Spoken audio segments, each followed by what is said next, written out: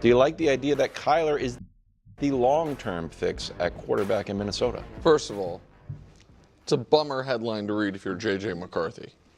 That your head coach is just like, hey, it's not just for this year. Like, we need a long-term fix here. And I'm not even saying they're wrong, because I haven't been a J.J. McCarthy believer back to Michigan, even when he won the national championship. But my answer to this question is absolutely unequivocally no. And just like I saw Bruce Wimby take when I was working, in the Eastern Hemisphere, I also saw Danny's Kyler takes. And listen, I understand the NFL has a lot of television partners and you can watch games on a lot of different networks, things. I don't know where people were getting the different Cardinals games than me. I'm unaware, and I am stunned at how many people think, well, obviously he's going to be just a demonstrably different player than he's been. I don't look at the Vikings as a demonstrably better situation than his best situations in Arizona. Really? Really? Yeah, that's when he had stunning. Peak DeAndre Hopkins, when he had, and he was having good years those years. He had, I thought he had one good year. I thought he had one good year. The year they started off super hot, and then they had the terrible playoff game. And he had Cliff Kingsbury as his head coach, who again I think is limited as a head coach, but obviously has an offensive mind and to get the most out of a quarterback. Well, I mean, Kevin O'Connell is a really, really good play caller. And I think it is fair to say right now the jury is out on him as a head coach. Really?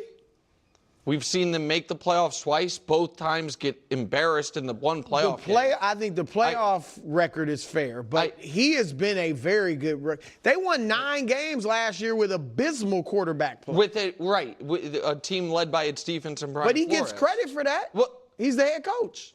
Okay, but I mean, I feel like his calling card is his offensive whispering, like the quarterback whispering. But regardless, I do think he's obviously a better head coach than Cliff Kingsbury. I'm just saying, Cliff Kingsbury, people liked Cliff Kingsbury. People thought that was going to work. Yeah. I don't know why people think Kyler is obviously the worst quarterback in that division. He by a lot. And tell me, KW.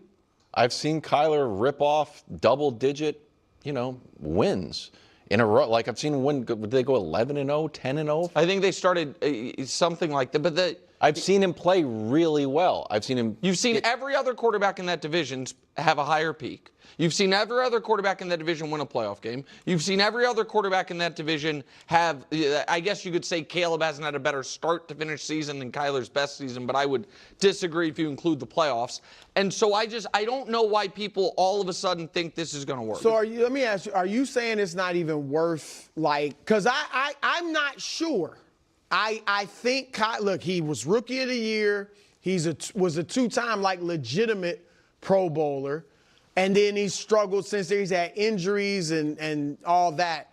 If he's humbled, if he has truly been humbled, and he should be, because the Cardinals are paying him $37 million to go away and play for someone else. If he's been humbled enough to study the playbook and really be on top of that, not be as arrogant and all that, listen to O'Connell and not try to be Superman every play. Be Clark Kent more often, but then pull out the cape and be Superman when it fits.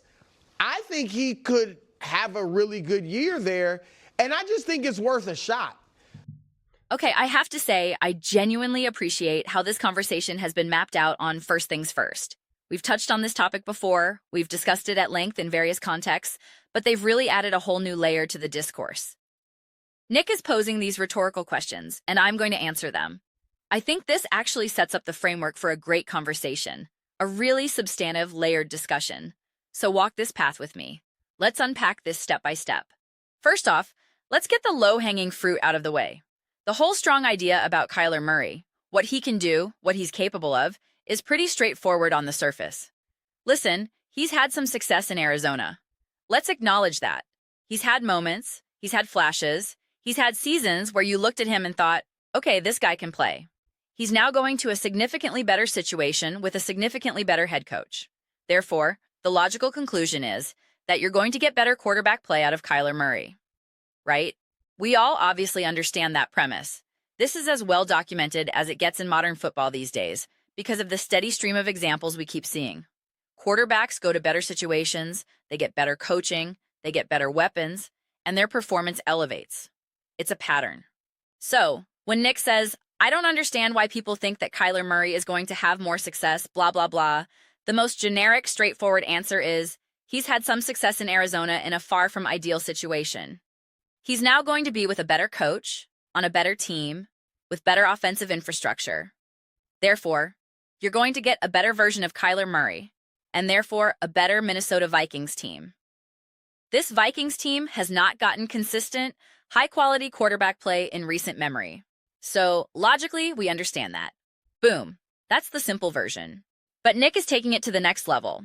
He's digging deeper, and I think there's a flaw in some of this logic, or at least an opportunity to unpack it further. This is actually what got me most excited, because I do want to explore this more thoroughly. The idea is, hey, Kyler was actually in a good situation in Arizona in the beginning. Cliff Kingsbury's stock was through the roof. They had a great roster. They had weapons. They had offensive innovation. I remember that specifically. I remember watching that season. I was actually really excited to watch Kyler Murray. I think that was the same season that Zach Ertz was traded because I remember the Eagles were terrible and they were at the bottom of the NFL in terms of rankings. And then he got sent to a first-place team. He was essentially a last-place player sent to a first-place team, and it was like, wow. But then Kyler got injured. I remember he was so upset he slammed his helmet down. I think they were like 8-0 or 8-1 at that point. I don't remember the exact record.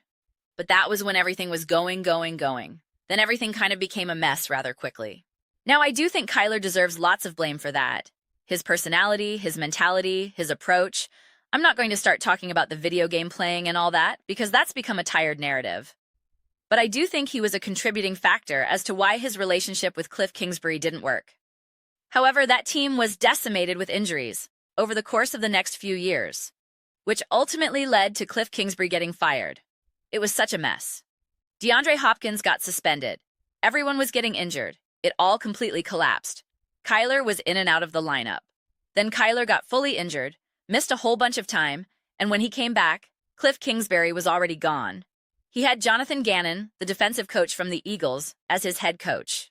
He came in midway through the season, I think, and by that point, the Arizona Cardinals were just kind of a mess of a franchise. Questionable coaching, questionable situation, questionable roster, etc., etc., etc.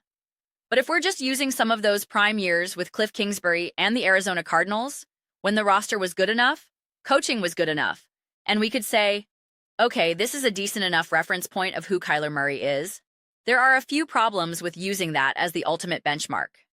To say, hey, we've seen Kyler in a good situation, and we saw that it wasn't good enough. You're talking about using a reference point from when Kyler was obviously young. And I don't even mean just from a maturity standpoint in terms of life experience, but from a football understanding, from a football maturity level, from an understanding of just how to play great football, how to be a great quarterback. He's now past that stage. It's like, okay, combine that now with the maturity of understanding. I could see Kyler totally going into the beginning of his career and looking at a Cliff Kingsbury and just being kind of like, I'm the guy. I'm the quarterback. I'm here to carry you.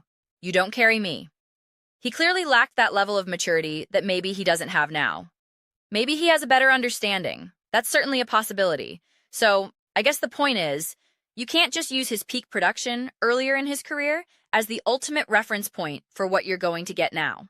Now, on the flip side of that, some of his peak production was because of his athleticism and his uniqueness to the game. What people also need to understand about Kyler Murray, and this is true with Deshaun Watson as well, is that these were the quarterbacks who were essentially right before the massive Patrick Mahomes, Josh Allen, Lamar Jackson boom. This was when those quarterbacks were still, in a lot of ways, pretty unique. You were just like, wow, dual threat. I mean, at this point, who even says dual threat quarterback? Everyone's technically a dual threat quarterback now, but we obviously know it's a spectrum. We obviously know Brock Purdy's mobility is nowhere near Lamar Jackson's mobility. But the reality is that Mahomes, Josh Allen, and Lamar specifically, those three quarterbacks essentially hit the scene pretty much simultaneously. I know it's not exactly simultaneous, but for the most part, they all emerged around the same time.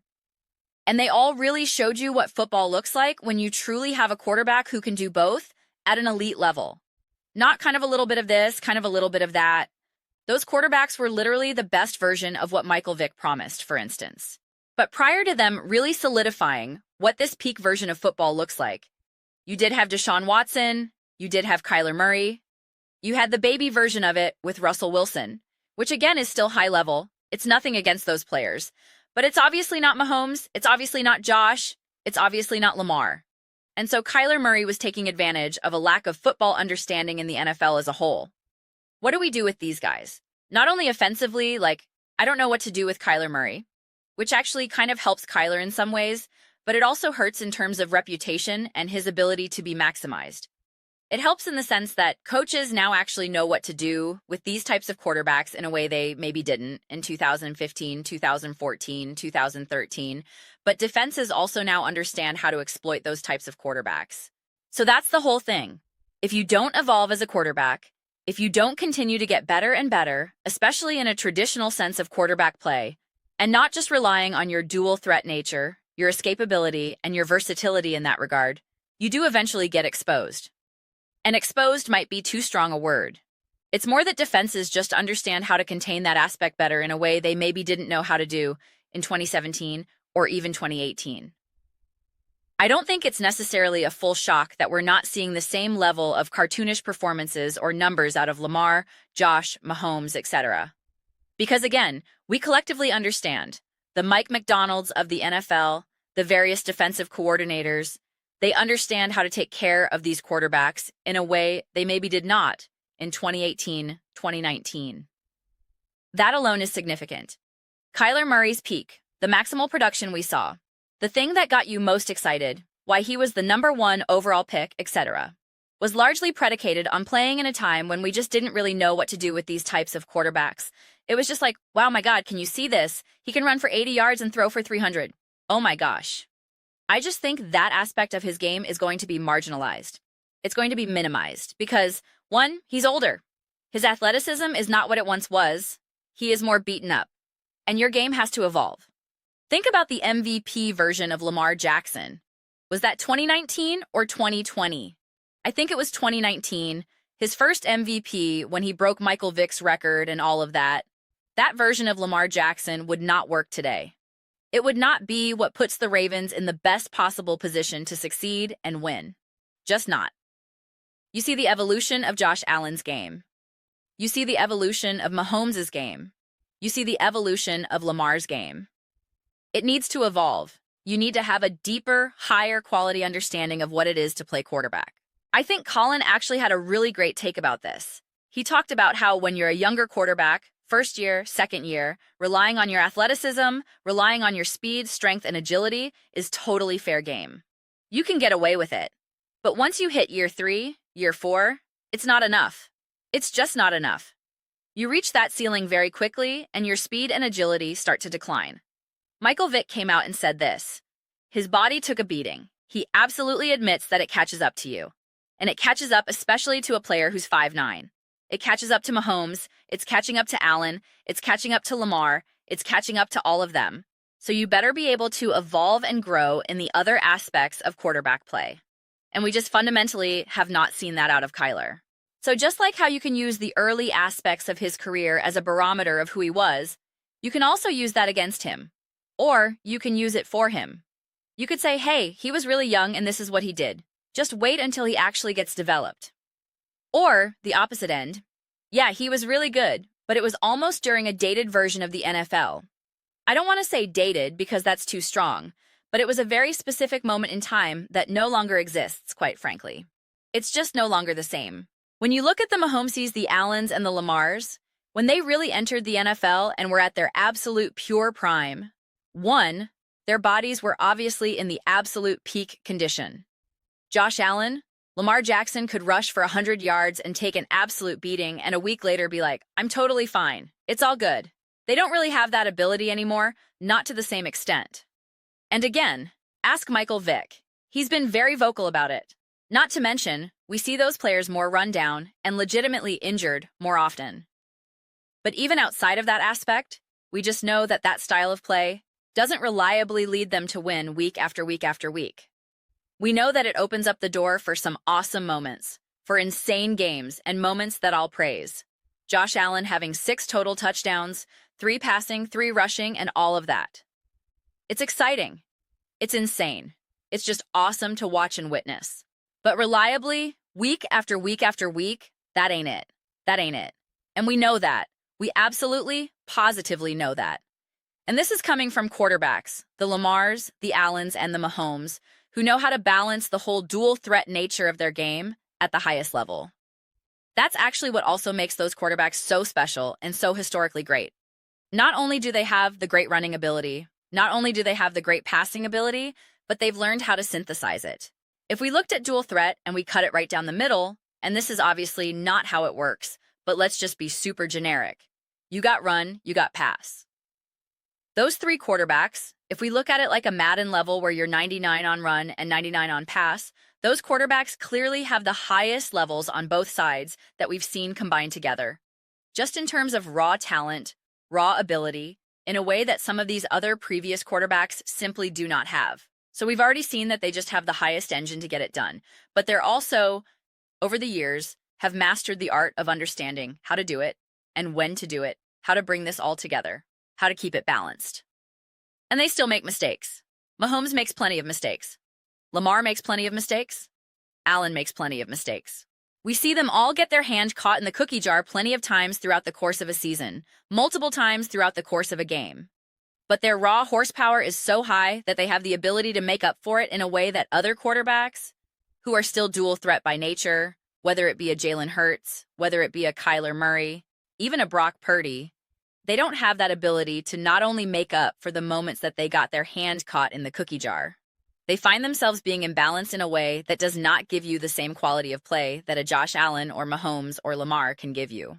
And that's where we've seen Kyler. You've seen the games where you're just like, Or let's think of another dual threat-ish quarterback who's clearly just not good enough. I'm trying to think of a good example of a quarterback who can obviously use his legs, can kind of throw, but has never become a legitimate, bona fide top-tier guy. Baker Mayfield is an example of this to a degree. You can see what the backup version of that looks like, a Spencer Rattler. And again, Spencer Rattler would theoretically be more of the worst-case scenario. I'm not saying Kyler Murray isn't as good as Spencer Rattler, but it's a clear example of these quarterbacks who can kind of do a little bit of everything, but it's not quite at the level of a Lamar, Josh Allen, or Mahomes. But we see the flavors of it. We see that they can kind of do it.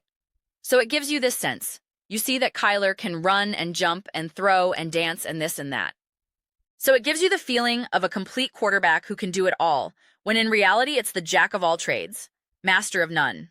It's like, yeah, he definitely has his moments. Anthony Richardson is a more recent example of that. You see some moments with AR, especially before he really fell off a cliff with his injury, and before the Colts essentially said, "We don't want you anymore." You saw moments where you're just like, this guy can do some pretty spectacular stuff. But it's not complete. It's not all there. So I just think ultimately that's the problem you run into with Kyler. But the most defensible argument as to why you think Kyler will be legit is you look over the course of his career. Just look at what they gave you. 38 and 48, 92.2 passer rating.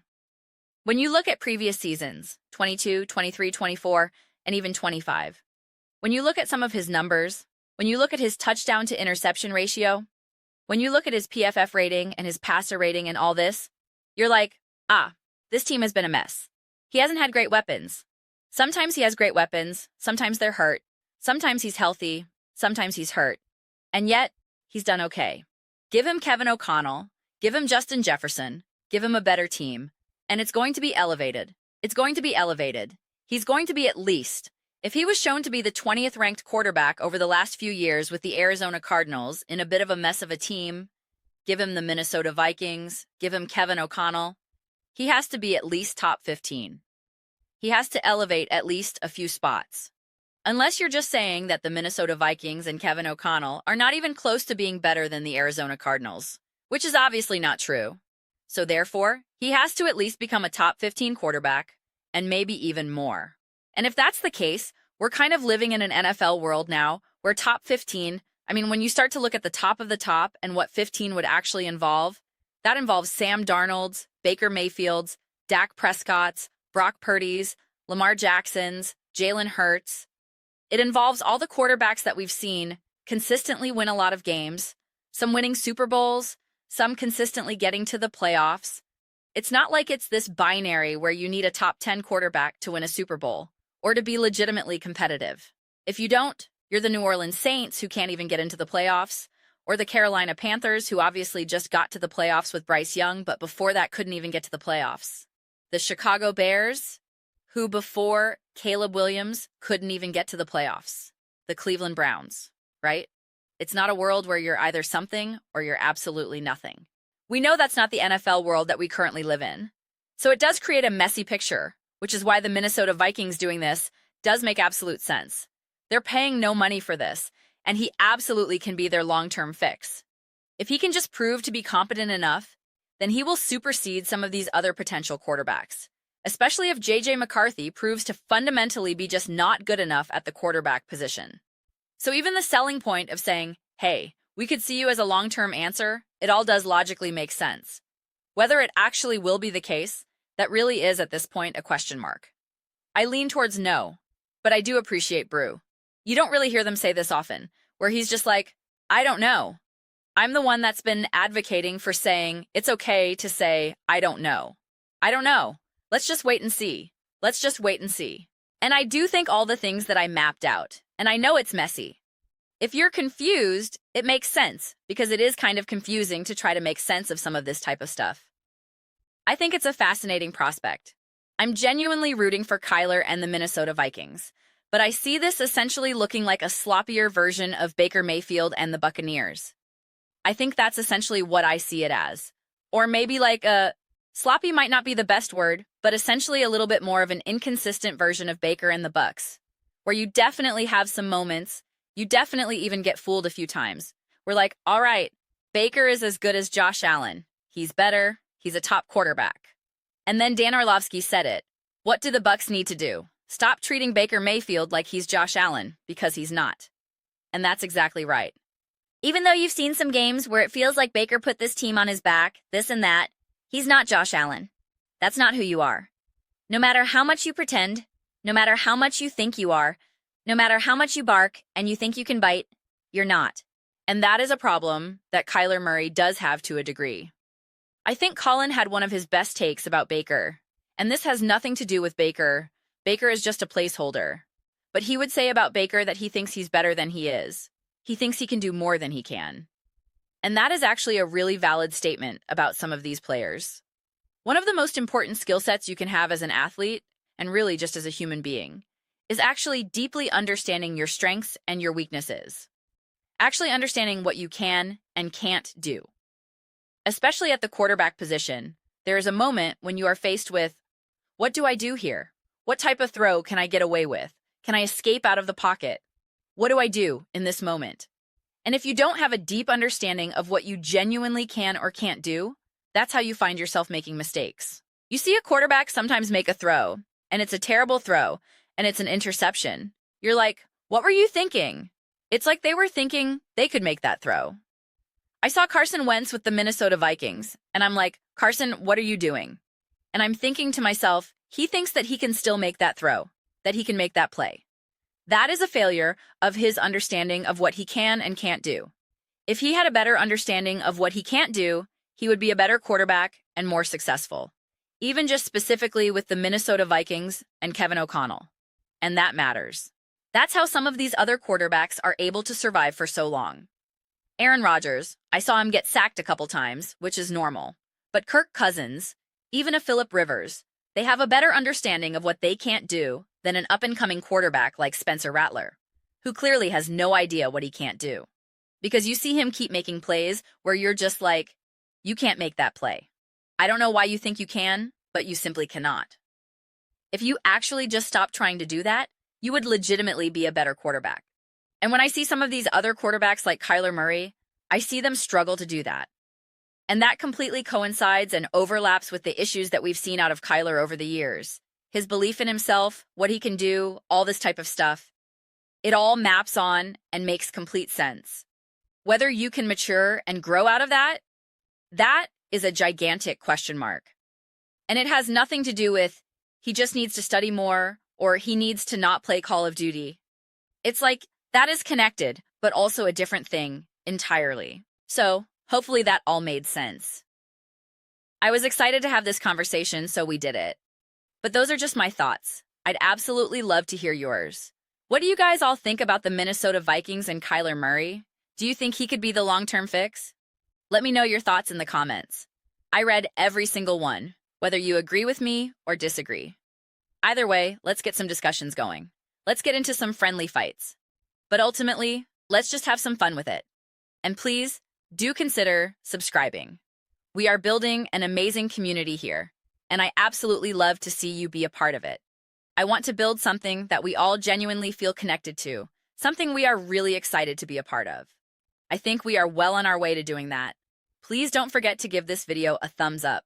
It really does help with visibility and the algorithm. Thank you so much for watching. See you next time.